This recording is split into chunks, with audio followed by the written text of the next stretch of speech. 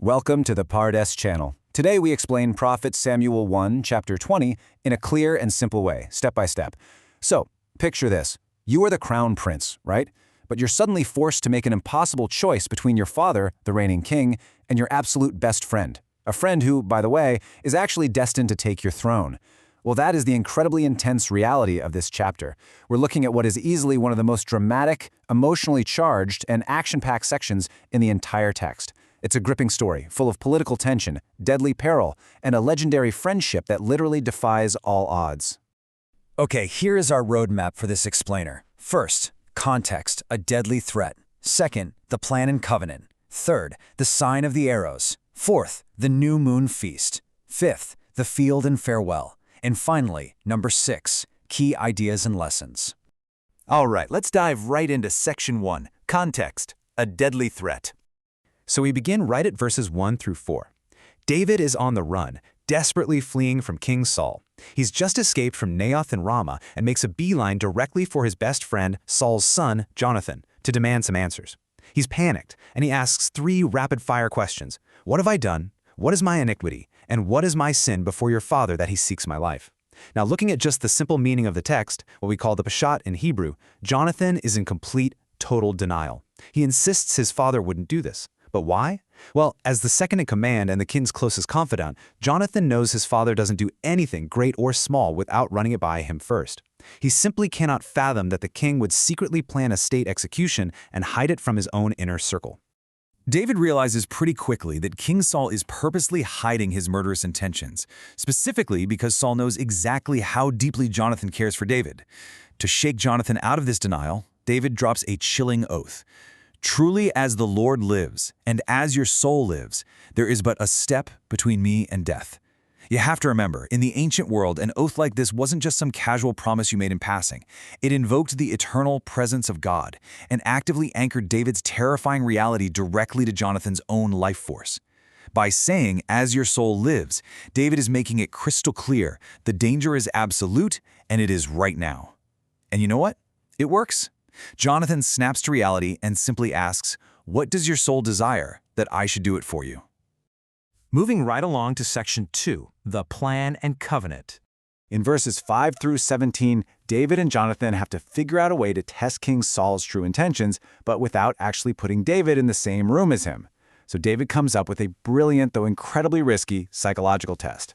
Tomorrow happens to be the new moon, or Rosh Chodesh. This marks the start of the new lunar month. And this isn't just your standard Tuesday night dinner, it involves special religious sacrifices and a mandatory royal feast.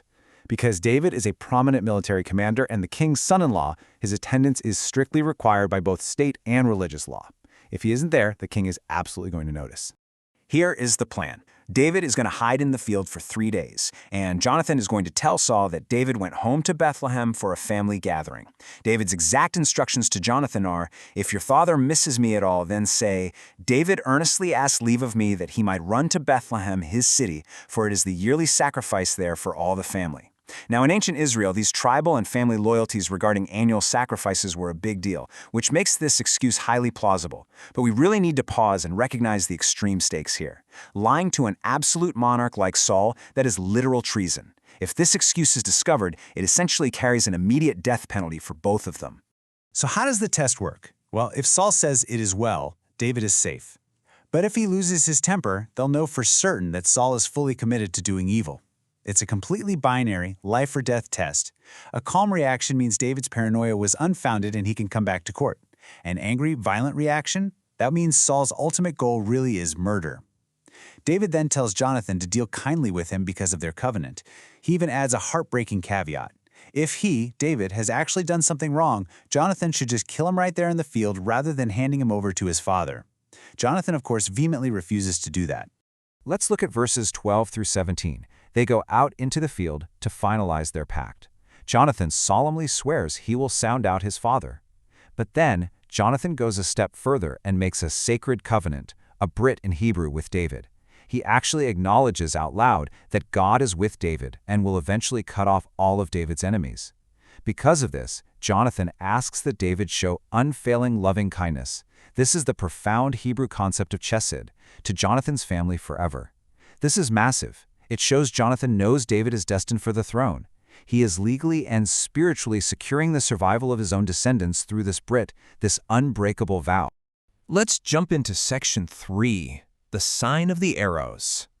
Now, what's genuinely fascinating about verses 18 to 23 is the secret, physical signal they devise. Since King Saul has informants everywhere, they desperately need a solid cover story. Jonathan tells David that on the third day, David needs to go hide by a specific landmark, the stone Ezel. Interestingly enough, some scholars point out that the root of the word Ezel can mean departure, which perfectly foreshadows exactly what's about to happen. Jonathan will come out under the guise of practicing his archery. He'll shoot 3 arrows to the side of the stone and send a young servant lad out to retrieve them. To any spy who might be watching, it just looks like the prince is out for some routine target practice. Nothing to see here. The real secret is in the verbal command. If Jonathan yells to the boy, "The arrows are on this side," David is safe. But if he yells, "The arrows are beyond thee," it means the Lord has sent David away and he has to flee immediately. Talk about dramatic irony, right? They're using a completely mundane, normal-sounding command to convey a literal matter of life and death. The servant boy is only going to hear an instruction about where to pick up a few wooden arrows, but David, hidden silently behind that stone Ezel, is going to hear the final devastating verdict on his entire future. Okay, section 4, the new moon feast. In verses 24 through 34, the scene shifts drastically. We move from the wide-open field to the incredibly tense, claustrophobic royal dining room. David is successfully hidden away and the new moon festival begins. We see King Saul taking his customary seat right by the wall. Now, why by the wall? Well, in ancient royal courts, a king sits with his back to the wall for ultimate security. It allows him to see the entire room, ensuring absolutely no one can sneak up behind him. Abner, the commander of the army, sits next to him. But glaringly obvious to everyone in the room, David's place at the table is completely empty. On the first day of the feast, Saul says absolutely nothing about it. He just rationalizes David's absence internally. He assumes David must be tameh, which is the Hebrew word for ritually unclean. Under religious law, someone who is tameh cannot partake in a holy feast. So honestly, this is a pretty logical assumption for the king to make. But when the second day rolls around and that seat is still empty, Saul finally breaks his silence. He asks Jonathan, "Why doesn't the son of Jesse come to the meal?" Notice what he does there. He strips David of his actual name and his royal title, using the highly derogatory phrase, "son of Jesse." Keeping his cool, Jonathan calmly delivers their prepared excuse about the family sacrifice down in Bethlehem. And wow, the test yields a terrifying result. Saul goes completely berserk. He screams at his own son, calling him in Hebrew, "Ben Na'avat Hamardut," which translates to "the son of a perverse and rebellious woman." This is an incredibly harsh, deeply personal insult. It's Saul's way of completely disassociating himself from Jonathan in that moment. Saul then just lays all his political paranoia right there on the table. He yells that as long as the son of Jesse lives upon the earth, Jonathan's kingdom will never be established. He demands that Jonathan hand him over, screaming, "He deserves to die." Jonathan bravely tries to stand his ground and defend his friend. He asks his father, why should he be put to death? What has he done? But Saul doesn't even answer with words. In a blind, violent rage, he casts his heavy spear directly at Jonathan to strike him. It is a chaotic, truly horrific moment. His father's madness has literally reached the point of attempting to murder his own heir. After this, the tone completely shifts. Jonathan rises from the table in a fierce, dead silence. He refuses to eat anything on the second day of the month. He is completely devastated, fasting out of deep grief for David, and profoundly humiliated by his father's shameful public outburst. This brings us to section 5, the field and farewell. Here we reach the heartbreaking climax of the chapter, in verses 35 through 42. The morning finally arrives. Jonathan heads out to the field, taking a little lad with him to carry out their charade. He shoots the arrow far past the running boy, and as the lad is searching for it, Jonathan cries out the exact coded phrase they agreed upon. You can almost hear the desperate, emotional urgency in his voice. "Is not the arrow beyond thee? Make speed, hasten, stay not." The boy just gathers the arrows, completely unaware of the massive political and personal tragedy unfolding right in front of him. The text actually explicitly notes that only Jonathan and David knew the matter. Jonathan hands his weapon to the servant and sends him back to the city. The very second they're alone, David emerges from his hiding spot. He falls on his face to the ground and bows 3 times. Now, this is incredibly significant. These 3 bows are a profound sign of subservience to the crown. It shows that despite Saul's sheer madness, David still deeply respects the royal authority that Jonathan represents. The two friends kiss one another and they weep together, sealing their eternal oath. Jonathan speaks the final beautiful blessing. Go in peace. The Lord be between my seed and your seed forever. And with that, David departs into permanent exile. Now, for Section 6, Key Ideas and Lessons. Stepping back from the narrative for a moment, let's distill the simple, practical life lessons we can take away from this literal text. First, we learn the profound value of true, selfless friendship. Jonathan actively chooses what is morally right over his own political ambition. We also learn about the absolute sacredness of a promise. Their brit, their covenant, was an unbreakable bond of loyalty. Finally, Jonathan shows us exactly what it means to speak truth to power. Ask yourself, do you have the moral courage of Jonathan to stand up to toxic authority and defend the innocent in your own workplace or life, even when you know it might cost you personally?